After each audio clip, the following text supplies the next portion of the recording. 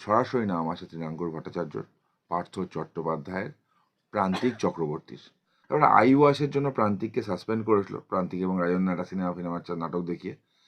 তারপর প্রান্তিক দরজায় দরজায় ঘুরলো, ভারতীয় জনতা পার্টিতেও ঢোকার চেষ্টা করলো।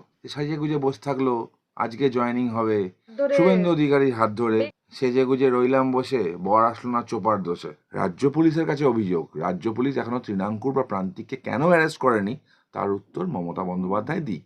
ভাই যখন কিছু নেই 1,000 টাকা নাও, দুটো চায়ের কেটলি কেনো, ঘর থেকে কিছু চা কিনে তৈরি করো, আর বিস্কুট নাও, নাও বউকে দিয়ে ঘুগনি তৈরি করে আনো, দেখো প্ল্যাটফর্মে গিয়ে দাঁড়াও, বাস স্ট্যান্ডে গিয়ে দাঁড়াও, এই টাকা তোমার কত দিনে কত টাকায় দাঁড়ায়। এই বুদ্ধি উনি ওনার ভাইপোর বউকে দিয়েছিলেন। আর ভাইপোর ভাইয়ের বউ কি ঘুগনি বিক্রি করতেন, চপ বিক্রি করতেন? বাংলার শিক্ষিত বেকাররা ঘুগনি চপ বিক্রি করবে আর তৃণমূলের বাড়ির লোকজন লুটে পুটে খাবে? সে তো হতে পারে না। 12 পাস এক ছোকরা, যার নাম বিভিন্ন দুর্নীতিতে আসে, সে বাড়িতে চলমান সিঁড়ি লাগায়, 1,000 টাকা 1 কোটির ঝাড়বাতি লাগায়, সে কোটিপতি হবে, আর বাংলার যুবক রাস্তায় রাস্তায় ঘুরবে। মুখ্যমন্ত্রী যেভাবে কোথাও একটা রাজ্য প্রশাসনের ভুল হয়েছে বা গাফিলতি ছিল সেটা তো তিনি স্বীকার করেছেন। এই যে বাইরে ডায়লগ না মারে পিসিকে বলো, টিকিট বিক্রি হলো কি করে, টিকিট এরকমভাবে বিলি হলো কি করে, পুলিশ সেলফি তুলতে ব্যস্ত থাকলো কি করে, পুলিশ পদক্ষেপ নিল না কেন? পুরো মামলাটা শুরু কথা থেকে ওটা বুঝতে হবে। এক ভদ্রলোক চিঠি লেখেন কলকাতা হাইকোর্টের বিচারপতি, মাননীয় বিচারপতি বিশ্বজিৎ বাসুকে। সেই ভদ্রলোক এডুকেশন ডিপার্টমেন্টে একটা কমপ্লেন করে, সেই কমপ্লেন ফরওয়ার্ড হয় ভিজিলেন্সের কাছে। সেখান থেকে প্রাইমারি একটা ইনফরমেশন আসে, একটা বিধাননগর নর্থ থানায় অভিযোগ দায়ের হয়। কয়েকজনের নাম আসে, সরাসরি নাম আসে তৃণাঙ্কুর ভট্টাচার্যর, পার্থ চট্টোপাধ্যায়ের, প্রান্তিক চক্রবর্তীর। তদন্ত হয় এবং পরবর্তীকালে দেখা যায় ওই দুর্নীতি হয়েছে, চাকরি বাতিল যায়। এটা যেমন একটা চ্যাপ্টার, এটার আরেকটা জিনিস হয়েছে। উত্তরবঙ্গে বেশিরভাগ স্কুলে বলছে পরীক্ষা আছে, পরীক্ষা ডিলে হয়ে যাচ্ছে, বলছে আমরা আর পড়াবো না। কেন পড়াবো না? বেশিরভাগই ভলেন্টারি সার্ভিস দিচ্ছিল, কোনো নিয়োগ ওখানে স্বচ্ছভাবে হয়নি, বিগত 25 বছরে হয়নি, বাম আমলেও হয়নি, এই আমলেও হয়নি। তাই জন্য তারা এই প্রতিবাদটা করছে। পাহাড় হোক বা সমতল, তৃণমূল মানে দুর্নীতির আখড়া। এবং এই প্রান্তিক চক্রবর্তী, এই তৃণাঙ্কুর, পার্থ, এগুলো নেক্সাস। কমপ্লেনের কপিটা আমার কাছে আছে, তোমাদের কাছে পাঠিয়েও দিতে পারি আমি। সেই কমপ্লেনের কপিতে পরিষ্কার দেখবে গাড়ির নাম্বার লেখা আছে, কোত্থেকে কী হয়েছে লেখা আছে, কীভাবে টাকা নিচে লেখা আছে। তারপরে আইওয়াসের জন্য প্রান্তিককে সাসপেন্ড করেছিল, প্রান্তিক এবং রাজন্য একটা সিনেমা নাটক দেখিয়ে। তারপর প্রান্তিক দরজায় দরজায় ঘুরলো, ভারতীয় জনতা পার্টিতেও ঢোকার চেষ্টা করলো। ভারতীয় জনতা পার্টি পরিষ্কার বন্ধ করে দিয়েছে পুরো বিষয়টা। ভারতীয় জনতা পার্টি বলেছে না, এরকম দুর্নীতিযুক্ত কাউকে নেওয়া যাবে না। কেন্দ্রীয় নেতৃত্ব থেকে এটার অ্যাসুরেন্স দেওয়া হয়নি। ফলে ওরা ওই দেখবে, একটা কথা আছে না, সেজে গুজে রইলাম বসে, বর আসলো না চোপার দোষে। তো সেই সেজে গুজে রইলাম বসে, বর আসলো না চোপার দোষে। সাজিয়ে গুজে বসে থাকলো, আজকে জয়েনিং হবে, একদম বিবেকানন্দ ছবিতে মালা টালা দিলেন, জয়েন করতে আসবেন। কিন্তু তাদের কীর্তিগুলো তো সামনে চলে, শুভেন্দু অধিকারীর হাত ধরে বেশ কিছু মিডিয়া খবর করলো। কোথায় শুভেন্দু অধিকারীর হাত ধরে? কেন? এরা কারা? আবার বলছি, এদের পুরো হিসাবটা মানুষের কাছে আছে, এদের দুর্নীতি মানুষ জানে, এদের চুরি লেভেল জানে। পাহাড় ভারতীয় জনতা পার্টিকে দুহাত তুলে আশীর্বাদ করেছে, পাহাড় দুহাত তুলে আশীর্বাদ করেছে, এবং পাহাড়ের মানুষের সাথে ভারতীয় জনতা পার্টি এমন কিছু করবে না যেখানে ভারতীয় জনতা পার্টির সম্মান ক্ষুণ্ণ হয়।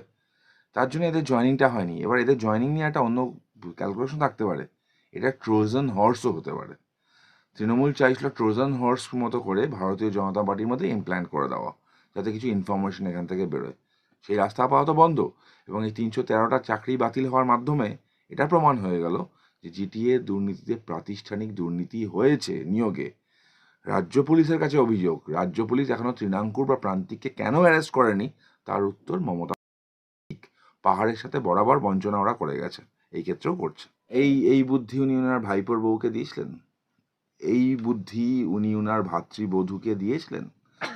ওনার ভাইয়ের বউ কাজরি বন্দ্যোপাধ্যায় সমাজ সেবিকা, সমাজ সেবা করে 5 কোটি টাকার সম্পত্তি। তো এই বুদ্ধিগুলো কি দিয়েছেন ওনার ভাইয়ের বউ? কি ঘুগনি বিক্রি করতেন, চপ বিক্রি করতেন? বাংলার শিক্ষিত বেকাররা ঘুগনি চপ বিক্রি করবে আর তৃণমূলের বাড়ির লোকজন লুটে পুটে খাবে, সে তো হতে পারে না। মুখ্যমন্ত্রী বলে না কেউ খাবে আর কেউ খাবে না, তা হবে না, তা হবে না। আমরাও বলছি ওই কেউ খাবে আর কেউ খাবে না, তা হবে না, তা হবে না। 12 পাস এক ছোকরা, যার নাম বিভিন্ন দুর্নীতিতে আসে, সে বাড়িতে চলমান সিঁড়ি লাগায়, 1000 টাকা 1 কোটির ঝাড়বাতি লাগায়, সে কোটিপতি হবে। আর বাংলার যুবক মমতা বন্দ্যোপাধ্যায়কে আমি অনুরোধ করবো, উনি আমারও মুখ্যমন্ত্রী, উনি বলে দিক যে ওনার ভাইপো কোন ব্যবসাটা করে, কোন ব্যবসার বলে এত টাকা সম্পত্তি হয়েছে। বাংলার প্রত্যেকটা মানুষ ওই চপ মুড়ির না, ওই ব্যবসাটাই করবে, তারাও কোটিপতি হবে। ঢপ শিল্প আছে, চপ শিল্প আছে, কচুরিপানার পাশবালিশ তৈরি হয় এখানে, এক স্বপ্ন বিক্রি আছে, চাকরি চুরি শিল্প আছে। মমতা বন্দ্যোপাধ্যায় আসলে শিল্প তাড়িয়ে দুর্নীতিকে শিল্পে পরিণত করেছেন। শিল্প তো আছে পশ্চিমবঙ্গে।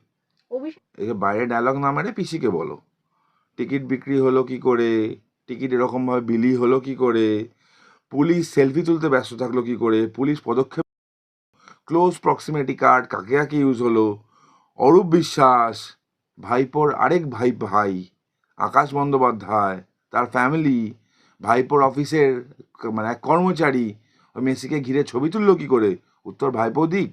এইসব নাটক ডেভিলস অ্যাডভোকেট খেলাটা বন্ধ করুক, মানুষ ধরে ফেলেছে এগুলো। দেখো, এক্সপার্ট প্যানেল থেকে যারা চাকরি পেয়েছিল তাদেরকে আমি দাগি বলবো না, কিন্তু অ্যাপয়েন্টমেন্টটা তো ইললিগেল। এক্সপার্ট প্যানেল তো অ্যাপয়েন্টমেন্ট অবভিয়াসলি ইললিগেল, তাদেরকে কেন বাদ রাখা হয়েছিল, তাদেরকে আমি দাগি বলবো না। They are also victim of circumstances. কিছু জনকে সুবিধা করার জন্য তাদেরকে করে দিয়েছে, তাদেরকে, কিন্তু তারা তো অ্যাপয়েন্টমেন্টটা ইললিগেল বেসিক্যালি, সেগুলোও তো ওই দাগির মধ্যেই পড়ে। আরও নামগুলো আছে লুকিয়ে রাখা হয়েছিল, বেরোবে, প্রত্যেকটা নাম বেরোবে। এবং এই প্যানেলটা ইচ্ছা করে মুখ্যমন্ত্রী দেরি করছেন যাতে এদের চাকরি দিতে না হয়। একেবারে শেষ প্রশ্ন, 31 তারিখের মধ্যে পুরো প্রক্রিয়া সমস্ত কিছু সম্পন্ন করতে বলা হয়েছিল, পারবে না করতে। আমার কাছে খবর আছে যে রাজ্য সরকার এবং কমিশন একটা মিসলেনিয়াস অ্যাপ্লিকেশন সুপ্রিম কোর্টে ফাইল করেছেন ইতিমধ্যে, টাইম এক্সটেনশন চেয়ে। এটা হওয়াই ছিল, স্বাভাবিক ছিল এবং সেদিকেই যাচ্ছে।